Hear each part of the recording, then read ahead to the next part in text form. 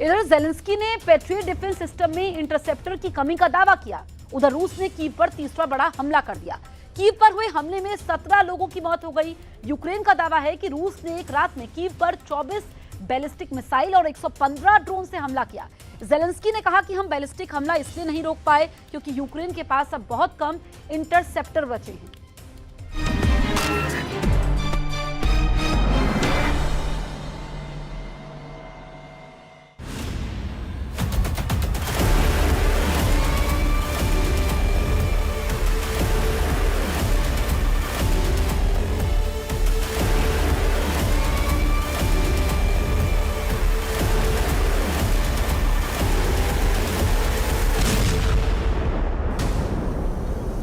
Ukraine के राष्ट्रपति Zelensky ने एक चौंकाने वाला वीडियो शेयर किया है। खेरसोन में एक सब्जी बेचने वाले आम नागरिक को रूसी ड्रोन ने टारगेट किया। ड्रोन ने आदमी का पीछा किया और उसके ठीक बगल में विस्फोट कर दिया। आदमी घायल हो गया। जेलेंस्की का आरोप है कि रूसी सैनिक खुद इस हमले को स्वीकार कर रहे हैं और नागरिकों पर इस तरह के हमलों पर गर्व कर रहे हैं। खेरसोन में रोजाना आम लोगों पर ऐसे ड्रोन हमले हो रहे हैं। जेलेंस्की ने दुनिया से अपील की है कि रूस को हर हाल में रोकना होगा। क्या जेलेंस्की पुतिन की चाल में फंस गए हैं? क्या जेलेंस्की का युद्ध आने वाली सर्दियों में खत्म हो जाएगा? इस वीडियो को दिखाकर अभी जेलेंस्की ने दुनिया से मदद ही मांगी थी कि रूस ने कीव पर एक हफ्ते में तीसरा सबसे बड़ा हमला कर दिया। रात भर चले मिसाइल और ड्रोन अटैक में कम से कम 17 लोग मारे गए और 51 घायल हो गए। 14 लोगों की मौत कीव इलाके में हुई, जबकि 3 लोग यूक्रेन की राजधानी में मारे गए। यूक्रेन ने दावा किया कि रूस ने एक रात में 28 बैलिस्टिक मिसाइलें दागी और 115 ड्रोन अटैक किए। इनमें से यूक्रेन सिर्फ 98 ड्रोन को ही मार पाया, लेकिन एक भी मिसाइल इंटरसेप्ट नहीं हो पाई। इससे पहले 1 अगस्त को रूस के हमले में यूक्रेन में 9 लोगों की मौत हो गई थी। इन हमलों के बाद जेलेंस्की ने पश्चिमी देशों से पेट्रियट मिसाइलों की आपूर्ति तेज करने की अपील की। यूक्रेन रूस की बैलिस्टिक मिसाइलों का सामना इसलिए नहीं कर पा रहा है क्योंकि पेट्रियट इंटरसेप्टर मिसाइलों का स्टॉक लगभग खत्म हो चुका है। पेट्रियट PAC-3 ही एकमात्र सिस्टम है जो रूस की इस्कंदर जैसी बैलिस्टिक मिसाइलों को भरोसेमंद तरीके से रोक सकता है। रूस ने इस बार 28 मिसाइलें दागी, लेकिन एक भी इंटरसेप्ट नहीं हो सकी। जेलेंस्की ने चेतावनी दी है कि स्टॉक खत्म होने से सर्दियों में ऊर्जा इंफ्रास्ट्रक्चर पर हमले और बढ़ सकते हैं। यूक्रेन अमेरिका से पेट्रियट सिस्टम की लगातार मांग कर रहा है, लेकिन अभी तक कोई ठोस समझौता नहीं हुआ है। In the case of President Zelensky, he'd like to have some Patriots. He'd like to have some Tomahawks, which are, lethal, one offensive, one defensive. And we have to be very careful about letting somebody build them. Now, we have not agreed to that. We're talking about it, but it's a hard thing to give away that kind of technology. And I don't think this would ever happen, but those people that you give that technology, they can someday turn on you. That is possible.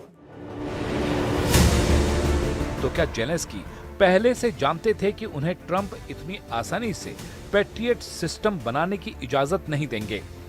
और क्या इसीलिए Ukraine ने खुद की missile बनाने की तैयारी? 11.5 लाख रुपए आएगा। यूक्रेन जिस एंटी बैलिस्टिक सिस्टम का इस्तेमाल कर रहा है उसमें FP मिसाइलें इस्तेमाल होंगी। लॉन्चर में एक साथ 4 से 6 मिसाइलें होंगी, जिनका इस्तेमाल जमीनी ठिकानों पर हमले के लिए भी किया जा सकेगा। यूक्रेन अभी तक 10 से ज्यादा बार मिसाइलों की टेस्टिंग कर चुका है। अब पूरे सिस्टम को इंटीग्रेट कर रहा है, जिसके लिए उसे रेडार और गाइडेड सिस्टम की जरूरत है। इस सिस्टम में 2 तरह की मिसाइलों का इस्तेमाल होगा। FP7 मिसाइल, जिसकी रेंज 300 किलोमीटर है, जबकि FP9 जिसकी रेंज है 850 किलोमीटर तक। इसके साथ ही यूक्रेन की कंपनी फायर पॉइंट अपनी क्रूज मिसाइल फ्लेमिंगो के लिए खुद का इंजन भी विकसित कर रही है और महंगी अमेरिकी मिसाइलों पर निर्भरता कम करने और यूरोप की मदद से अपने डिफेंस सिस्टम को मजबूत करने के लिए तेजी से काम कर रहा है। For me, the MVP would be that the interception will happen at all. We expect the launcher to have from 4 to 6 missiles. So if from the one batch there would be an interception of ballistic missile, for MVP this would be a wonderful result. And then of course we will work on squeezing down the statistics.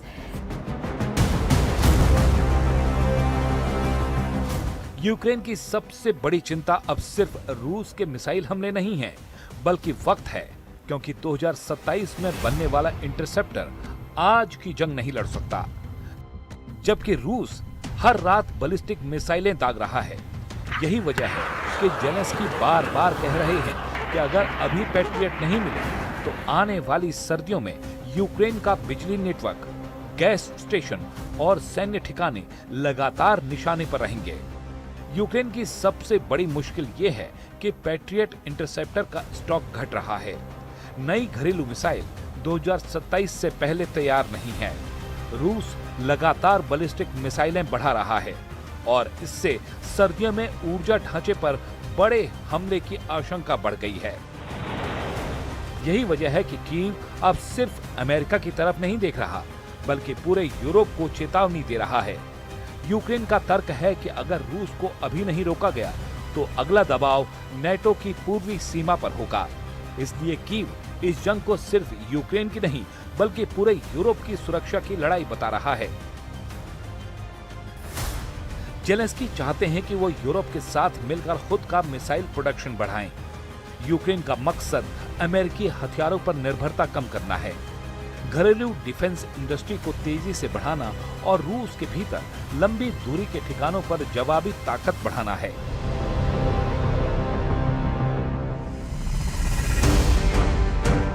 लेकिन दूसरी तरफ रूस का संदेश भी साफ है।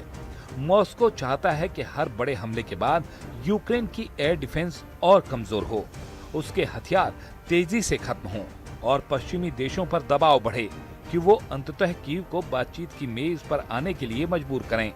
यानी रूस सिर्फ शहरों पर हमला नहीं कर रहा, बल्कि यूक्रेन की लड़ने की क्षमता को धीरे धीरे खत्म करने की रणनीति पर काम कर रहा है। अब सबसे बड़ा सवाल यही है, क्या 17 लोगों की मौत के बाद जेलेंस्की सिर्फ पश्चिम से और हथियार मांगेंगे या फिर रूस के भीतर किसी बड़े सैन्य ठिकाने पर हमला कर ऐसा जवाब देंगे जो इस जंग का अगला अध्याय लिखेगा? क्योंकि कीव पर हुए इस भीषण हमले के बाद इतना तय माना जा रहा है कि यूक्रेन अब सिर्फ बचाव की लड़ाई नहीं लड़ना चाहता, बल्कि जवाब भी उसी भाषा में देना चाहता है जिसे मॉस्को सबसे अच्छी तरह समझता है।